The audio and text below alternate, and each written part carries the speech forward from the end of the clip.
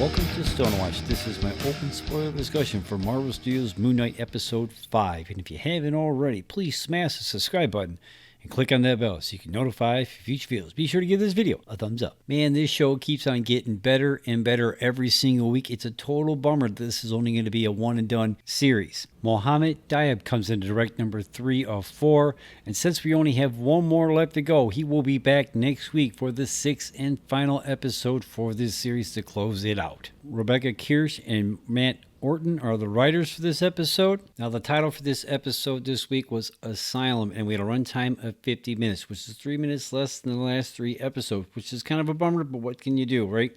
Now, I'm hoping that next week we're going to get at least a 53-minute episode, if not a little bit longer, because it's going to be the last episode. They'll wrap this whole thing up. So I'm hoping for at least 53 minutes or longer. You know what I mean? We also did not get any extra scenes with the recap this week, and there was no credit scene. So I have to assume, and I know assumption is the mother of you know what, I have to assume we will be getting a credit scene at the end of next week's episode. I mean, it's the last episode that wraps this whole thing up. I don't know what that credit scene is going to be all about at this point. Could be just setting up the next MCU thing that we see later on down the road, but who knows? This week's episode was pretty much an origin story for Mark, Steven, and Moon Knight all wrapped up into one. That flashback that we didn't get last week, we got this week. But in the flashback, we did not see the character Bushman. So I'm going to take a jump, and I'm going to say that the character Beck that we saw in episode 3 is not the Bushman, because he did not recognize Mark, and Mark did not recognize him. So if they were like actually in the service together, they would know who each other were.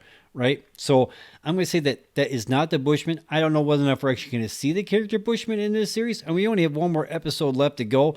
And what we have to do next week, I don't think the Bushman's going to be part of that story. Now, throughout this episode, we keep on jumping back and forth. We got Mark talking to Harold. We got Steven talking to Harold. And I've seen people online speculating that we actually saw Jake Lockley talking to Harold also. I mean, I guess he kind of sounded a little bit different than the other two. He kind of carried himself a little bit different than the other two. Maybe. I didn't catch that the 2 or 3 times I've seen this episode so far. I mean, I guess I'll go back and watch it again, but I did not catch that. I mean, maybe. And Screen Crush was also pointing out that, you know, his nose was busted up, and it was probably for when he punched himself in the face. Again, I don't think that was Jake Lockley. I think that was Mark hitting Steven for kissing his wife. I mean, that was what happened prior to him punching himself in the face, and I still say that was Mark who did that punch in the face. We get confirmation from the goddess Tararat that Mark and Steven are dead. So when Harold shot him, they died, and this is the afterlife. So this whole Salem Asylum thing is all in his dead mind, I guess, if you will. And when she tried to balance their scales, they were like all over the place, like we saw in the first episode when Harold was trying to balance the scales on Steven too. He couldn't do it either. There's chaos in you.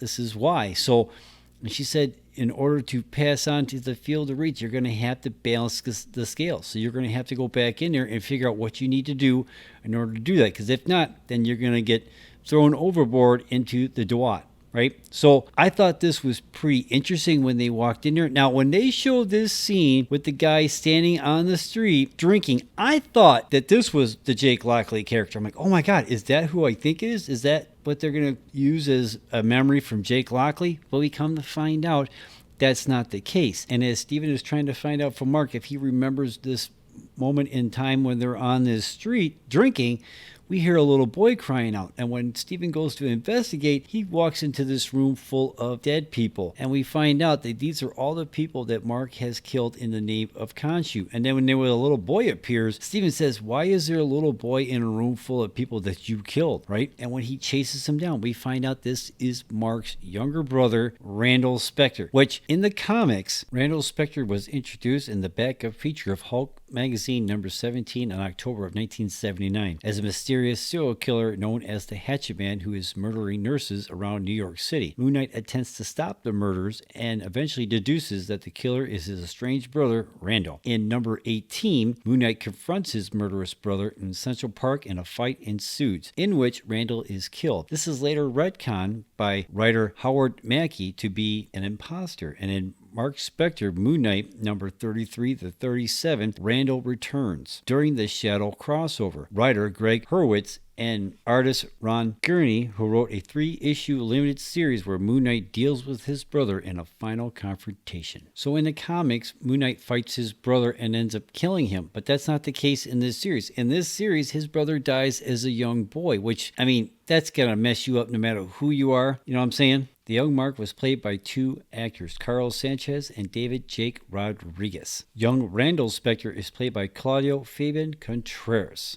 And in the flashbacks, we also meet Mark's parents, Wendy Spector, played by Fernanda Andrade, and Ellis Spector, played by Ray Lucas. Man, I gotta say that the funeral scene after Randall's death was like one gut punch after another. I mean, it's bad enough to have your brother die and then have your mom blame you for it on top of it, right? I mean, I have 2 brothers myself, and I just could not imagine life with them not being around. You know what I mean?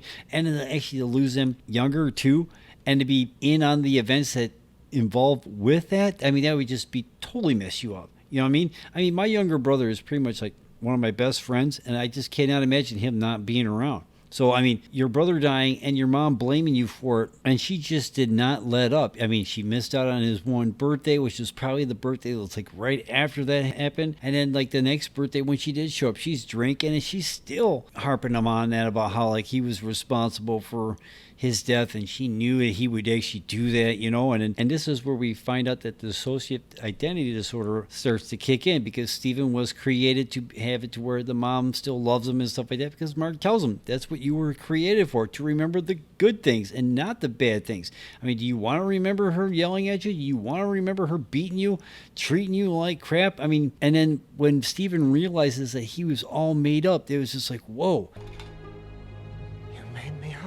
So there's no question that Mark is definitely the prime identity. I mean, I still don't know whether or not we're actually going to see Jake Lockley here before this thing's all said and done with, because we only have one more episode left to go. Do you really think they would wait till the last episode to introduce one more personality? I don't know, maybe. Let me know what you think about that in the comments down below. But I gotta say, it was pretty cool to actually see the comic book origin story play out on screen. I mean, they changed a couple things here and there in it, but for the most part, it was pretty much comic book accurate, you know what I'm saying?